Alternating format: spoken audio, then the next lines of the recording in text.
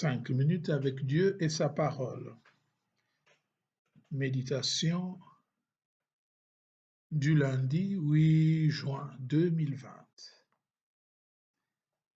La figure du parfait disciple de Jésus. En ce temps-là, voyant le foule, Jésus gravit la montagne. Il s'assit et ses disciples s'approchèrent de lui.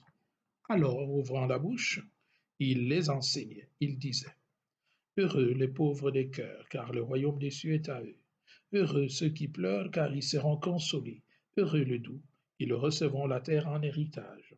Heureux êtes-vous si l'on vous insulte, si l'on vous persécute et si l'on dit faussement toutes sortes de mal contre vous à cause de moi. Réjouissez-vous, soyez dans l'allégresse, car votre récompense est grande dans les cieux. C'est ainsi qu'on a persécuté les prophètes qui vous ont précédés. Bien-aimés dans le Seigneur, Shalom. Jésus, assis sous la chair qui constitue la montagne comme maître d'Israël et de l'humanité entière, ouvre une opportunité à tous ses auditeurs, les invitant ainsi à devenir ses disciples. Comment peut-on devenir ses disciples? Eh bien, c'est là par l'écoute de sa parole et par l'imitation de Jésus-Christ, la sequela Christi. Tel est l'élargissement du nouveau peuple d'Israël à tous ceux qui écoutent et suivent le Christ. Les discours sur la montagne, dit donc autrement les béatitudes, c'est le discours programme de Jésus.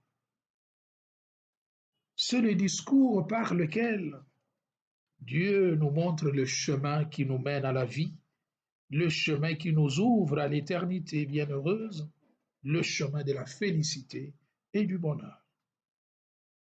C'est une synthèse qui décrit la figure du vrai disciple de Jésus.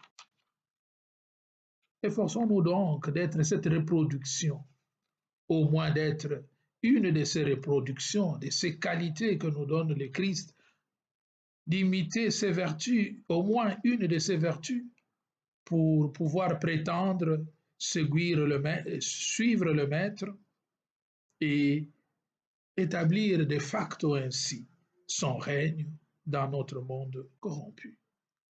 Alors, quelles sont les qualités du vrai disciple du Christ? Premièrement, le Christ nous dit,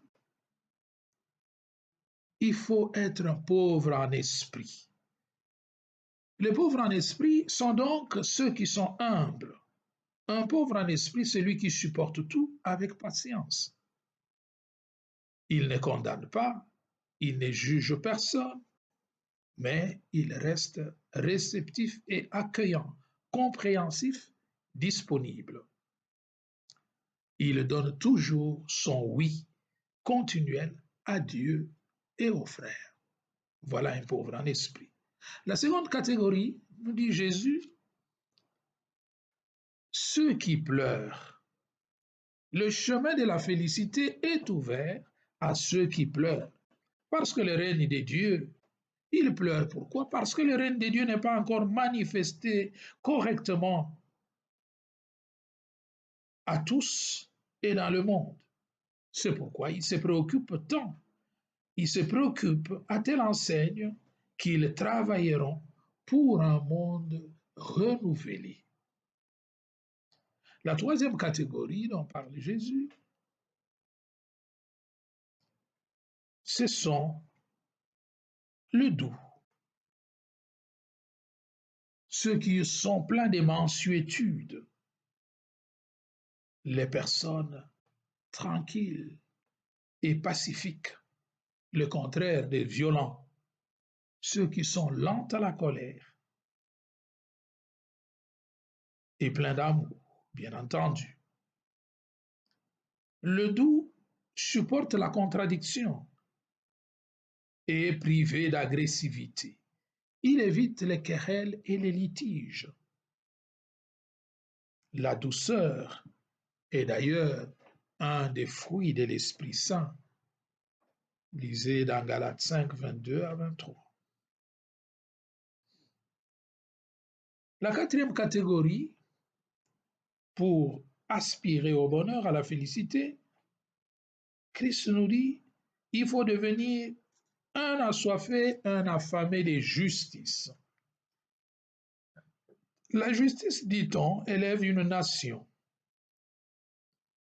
La justice selon Dieu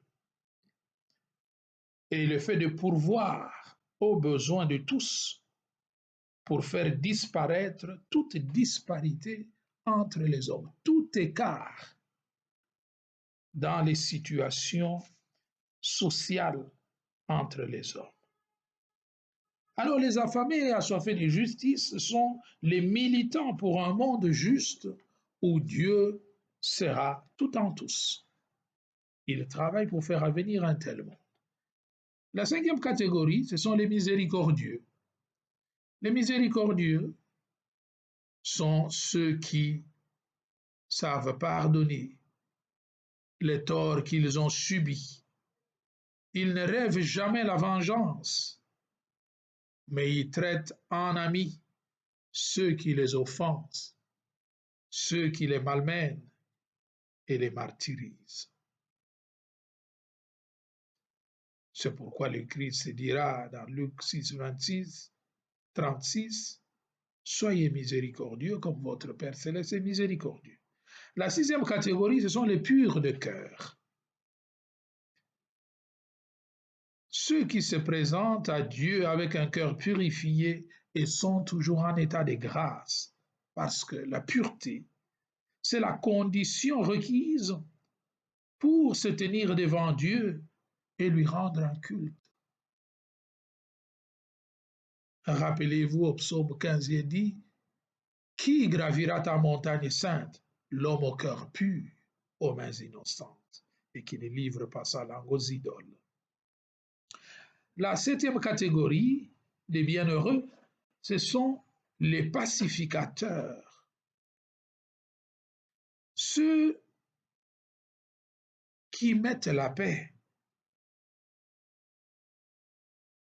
autour d'eux. Ceux qui, en lieu et place de la méfiance, là où il y a la méfiance, donc ils mettent la paix là où il y a la méfiance et il y a les litiges. Ils aident tous à se réconcilier et ils portent partout la sérénité et la tranquillité. Ce sont ceux qui viennent éteindre le feu là où il est prêt à s'embraser.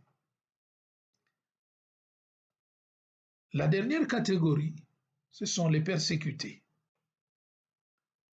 Les persécutés sont ceux qui supportent des traitements mauvais pour un double motif, à cause de la justice, parce qu'ils vivent fidèles à Dieu, ordonnés selon Dieu, et à cause de Jésus-Christ. Ils ont donc une attitude de contestation et de désaccord avec la vie du monde. Ils ne sont pas versés dans la mondanité. Au contraire, ils vont à contre-courant de l'esprit du monde. Mais Dieu les comble de sa joie. Dieu les remplit de cette grâce, cette joie intérieure que personne ne peut, en fait, leur ravir. Voilà le chemin que Dieu nous trace si nous voulons réellement accéder au bonheur auquel il nous destine et qu'il nous a assigné en son Fils Jésus-Christ. Efforçons-nous donc de devenir ses disciples, porteurs de grâce, de sens et de pertinence, et qui peuvent être signes de contradiction dans un monde opposé à Dieu.